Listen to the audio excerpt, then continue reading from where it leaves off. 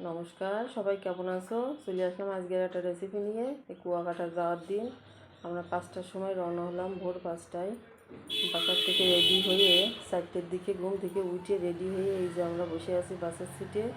বাস এবার ছেড়ে দেবে, ওই 5:30টার পরই ছেড়ে দিয়েছে।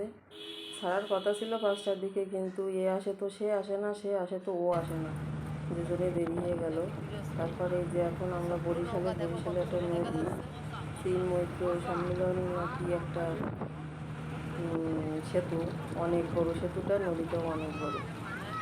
সিন মৈত্র কি একটা এরকম সেতুটার নাম।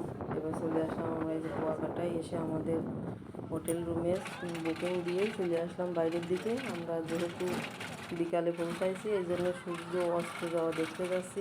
একটা ভ্যান ভাড়া করে নিয়ে চলে গেলাম, ভ্যান ভাড়া করে নিয়ে আসলাম। ভ্যানটা আমাদের নিয়ে যাবে আবার নিয়ে আসবে, তা দিতে হবে জনপ্রতি 100 টাকা। যত সময় দেখবো, যত সময় থাকবো থাকা যাবে, কোনো সমস্যা নেই। তবে আপনারা যাই করেন না কেন, যাচাই বাছাই করে তারপরে ভাড়া দেখতে হবে, না হলে কিন্তু এখানে সব কিছুর দাম মানে অপরিমাণে। যে কারণে যাচাই বাছাই না করলে কিন্তু ধরা খাবা সবাই।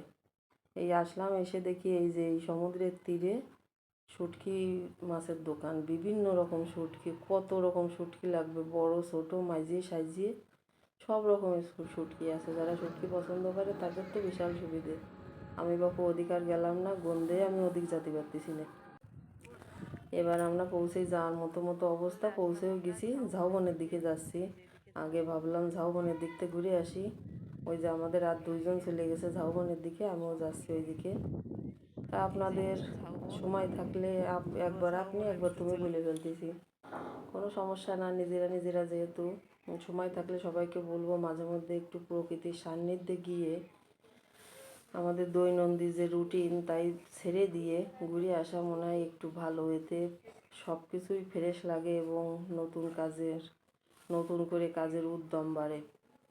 তাই ঝাউবনের দিকে যাচ্ছি। এই যে আমার বাবা সোনা আর তার বাবা, দুইজনে ঝাউবনের দিকে গিয়ে ফটোশ্যুট করছে। সবাইকে বলবো যে সময় সুযোগ পেলে আসবেন, মাঝে মধ্যে বছরে এক আধবার এদিক ওদিক বাইরে ঘুরতে যেতে হয় এক আধ দিন, ভালো মানে মনটা ফ্রেশ রাখার জন্য। আজকেও আমাদের সূর্য অস্ত যাওয়া ঠিকভাবে দেখতে পেলাম না, কারণ মেঘ, আকাশে যে মেঘ দেখা যাচ্ছে, যে কারণে একদম শেষ পর্যন্ত জলের কাছ পর্যন্ত যে চলে যায় সেটা আমরা দেখতে পেলাম না। জলটাইটাও ঠিক একই রকম হয়েছে। যদি আপনারা বিকালে আসেন তাহলে এই নেমপুর চরে চলে আসবেন, এখানে এসে বিকালে সূর্য অস্ত যাওয়াটা দেখে যেতে পারবেন। আর ওই দূরে দেখা যাচ্ছে ওটা হচ্ছে সুন্দরবন, ওখানেও যেতে পারেন। লঞ্চে করে যেতে হবে, 300 টাকা লঞ্চের ভাড়া, গিয়ে সুন্দরবন থেকে ঘুরে আসতে পারেন। কিন্তু আমরা আর গেলাম না, কারণ কিছুদিন আগে আমরা 4 দিন সুন্দরবনে ঘুরে আসছি, সে কারণে আর সুন্দরবনে গেলাম না।